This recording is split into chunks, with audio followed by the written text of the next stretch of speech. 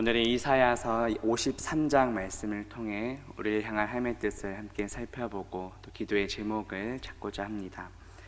바로 앞장인 이사야 52장 13절부터 시작되는 이 단락의 소제목에 보시면 고난받는 종이라고 나옵니다. 본문에 나오는 고난받는 종은 바로 예수 그리스도를 가리킵니다. 오늘 말씀을 통해 예수 그리스도께서 고난받으신 이유는 무엇인지, 그 결과 우리는 어떻게 되었고 또 어떻게 살아가야 하는지 깨닫는 저와 성도님들 되시기를 주님의 이름으로 바라겠습니다. 첫 번째로 예수 그리스도께서 고난받으신 이유는 바로 우리의 죄악 때문입니다. 5절 말씀 앞부분에 보시면 그가 찔림은 우리의 허물 때문이요 그가 상함은 우리의 죄악 때문이라고 말씀합니다. 실제로 예수님께서는 머리에 가시면류관을 찔리시고 손과 발은 못으로 찔리시고 옆구리에는 창으로 찔리셨습니다. 그렇게 예수님께서 찔리신 이유가 무엇입니까? 바로 우리의 허물과 죄악 때문이라고 말씀합니다. 허물은 반역을 가리킵니다. 인류 최초 아담과 하와도 자신들의 그 피조물의 위치를 망각하고 창조주 하나님과 같이 되고자 교만하며 반역하고 불순종의 죄를 저질렀습니다. 그 후로 우리 모두는 다 죄악 가운데 태어납니다. 죄의 삭은 사망입니다. 그렇기에 원래 우리도 우리 각자의 죄로 인해 죽어야 마땅합니다. 그런데 우리 대신 죽으신 분이 계십니다. 바로 예수 그리스도께서 십자가에서 우리 죄를 대신하여 고난받으시고 죽으셨습니다. 그 대속의 은혜에 감사하며 살아가는 저와 성도님들 되시기를 바라겠습니다. 예수 그리스도께서 고난받으신 이유, 첫 번째가 우리의 죄악이었다면 두 번째 이유는 바로 하나님의 사랑 때문입니다. 어쩌면 이것이 정말 궁극적인 이유입니다. 하나님께서는 우리를 너무도 사랑하셔서 죄악 가운데 우리를 내버려 두지 않으시고 우리에게 독생자 예수 그리스도를 보내주셨습니다. 본문 6절 마지막에 보시면 여호와께서는 우리 모두의 죄악을 그에게 예수 그리스도께 담당시키셨다고 말씀합니다. 원래 우리가 담당해야 할 죄악을 하나님께서 예수 그리스도께 담당시키셨다고 말씀합니다. 그 주체가 하나님이라고 나옵니다. 죄를 저지른 것은 우리이지만 하나님께서는 우리 모두의 죄악을 예수 그리스도께서 담당하시도록 하셨습니다. 고린도후서 5장 21절에 보면 하나님이 죄를 알지도 못하신 이를 우리를 대신하여 죄로 삼으신 것은 우리로 하여금 그 안에서 하나님의 의가 되게 하려 하심이라고 말씀합니다. 그것이 얼마나 큰 은혜입니까? 죄를 알지도 못하신 그 예수 그리스도께서 우리의 모든 죄를 담당하여 죽으셨다는 것입니다. 그 크신 하나님의 사랑과 은혜에 감사하며 살아가는 저와 성도님들 되시기를 바라겠습니다. 예수님께서는 이처럼 우리의 죄악 때문에 또 하나님의 사랑으로 십자가 고난을 당하시고 죽으셨습니다. 그럼 두 번째로 살펴볼 것은 그 주님의 고난의 결과 우리는 어떻게 되었을까요? 5절 후반부에 보시면 그가 바로 예수 그리스도께서 징계를 받음으로 우리는 평화를 누리고 예수 그리스도께서 채찍에 맞음으로 우리는 나음을 받았다고 말씀합니다. 이 징계는 원래 부모가 자식을 바로잡기 위해 징계하는 것을 의미하는 단어입니다. 그런데 우리 모두의 죄악 때문에 아무 죄 없으신 예수 그리스도께서 징계를 받으셨습니다. 예수님께서 징계를 받으신 결과 어떻게 되었습니까? 우리는 평화를 누리게 되었습니다. 이 평화는 히브리어로 샬롬인데 단순히 전쟁이나 분쟁이 없는 것뿐만 아니라 부족함이 없는 완벽한 행복을 나타냅니다. 무엇보다 하나님과의 화목한 관계를 드러냅니다. 예수 그리스도께서는 하나님과 원수된 우리를 다시 화목하게 해주셨습니다. 로마서 5장 10절에 보면 곧 우리가 원수 되었을 때에 그의 아들의 죽으심으로 말미암아 하나님과 화목하게 되었다 하고 말씀합니다. 예수님께서 채찍을 맞으심으로 우리는 나음을 받았다고 말씀합니다.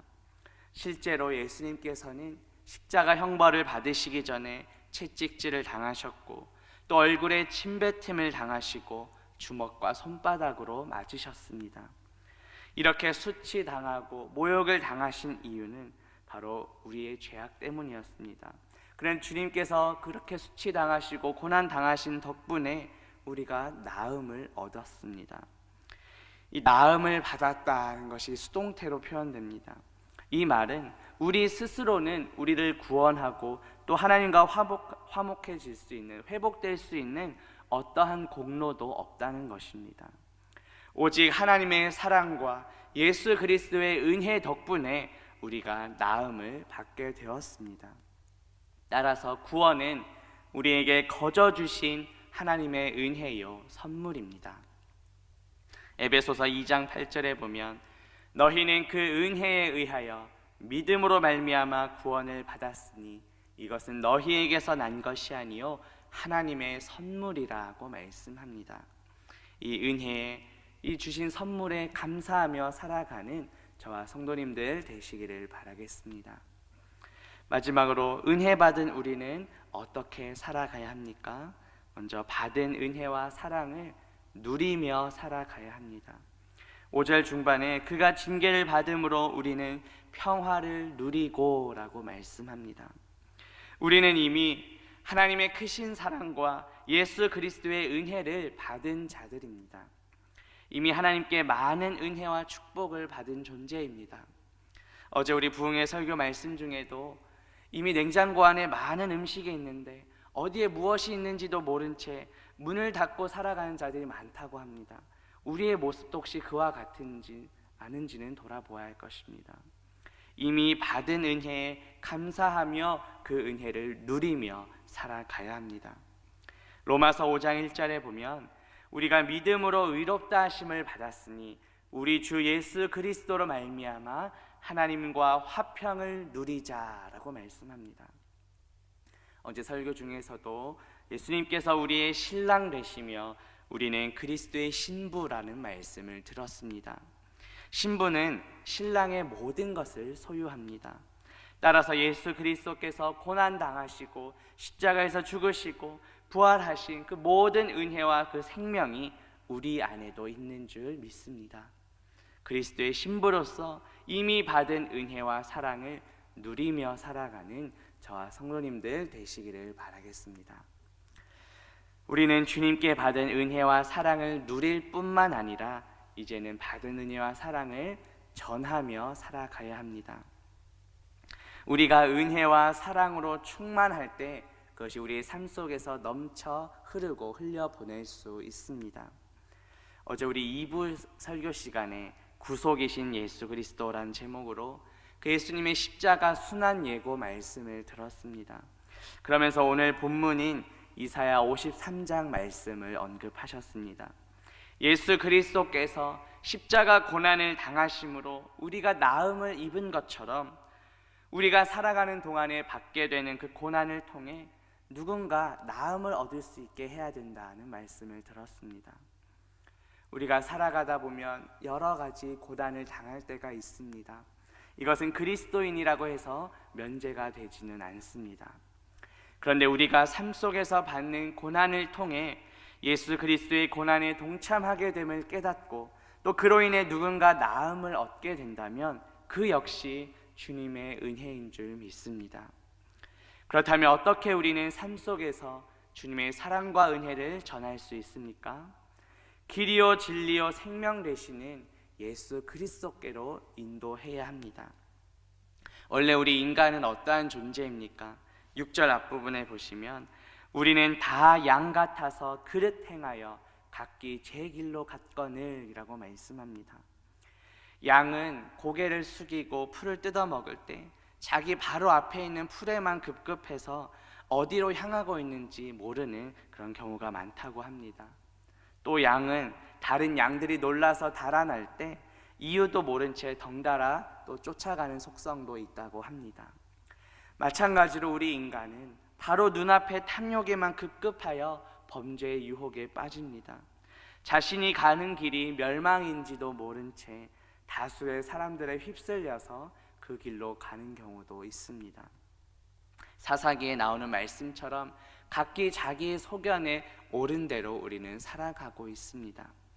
하지만 우리는 어느 길로 가야 합니까? 예수 그리스도께서 우리의 길이 되십니다. 요한복음 14장 6절에 보면 예수께서 이르시되 내가 곧 길이요 진리요 생명이니 나로 말미암지 않고는 아버지께로 올 자가 없다 하고 말씀하셨습니다. 그리고 예수 그리스도께서는 양 되신 우리의 선한 목자가 되어 주십니다. 그래서 베드로는 오늘 이사야 말씀을 인용하여 이렇게 말합니다.